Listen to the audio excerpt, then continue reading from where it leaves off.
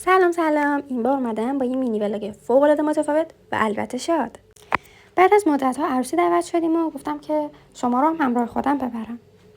عروسی ما ترکای قشقایی انقدر لذت بخشه که هر لحظه آرزو می‌کنیم ای کاش عروسی تمام نشه یا حداقل دیرتر تمام بشه. و در ادامه موسیقی دلنشین و رقص جذاب ترکی رو خواهید دید و شنید.